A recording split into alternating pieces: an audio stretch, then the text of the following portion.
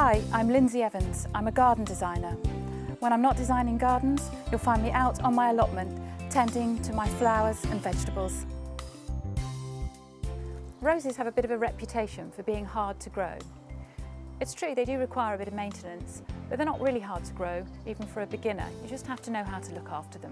If you are a beginner, choose a shrub or a climbing rose, as they're much easier to grow than the hybrid teas, which can be a bit temperamental. Plant your roses in the spring.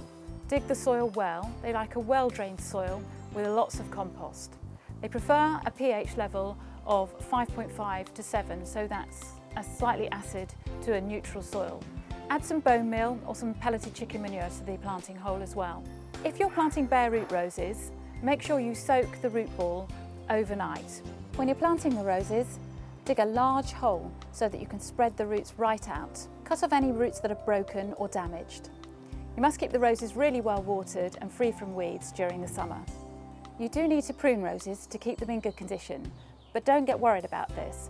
The most important thing is that you keep the plants free of dead, diseased wood and any branches which are crossing or a little bit spindly.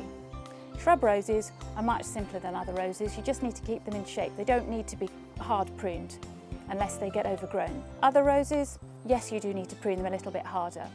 Prune them in the autumn or the spring. First of all, cut out any dead branches. Remove them right out to the base of the bush.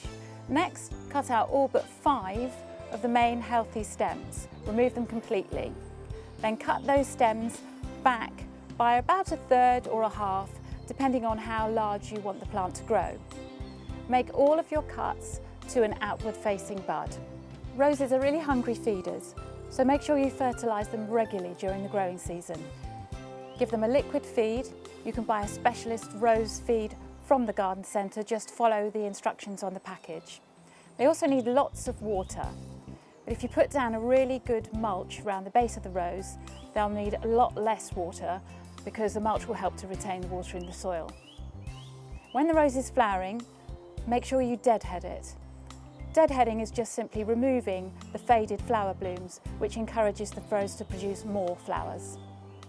Stop fertilising the plant early in the autumn, otherwise the plant will just simply put on lots of leafy growth, which will get taken out in the frost. So yes, roses do require a bit of attention, but they are really worth the effort because they're so pretty.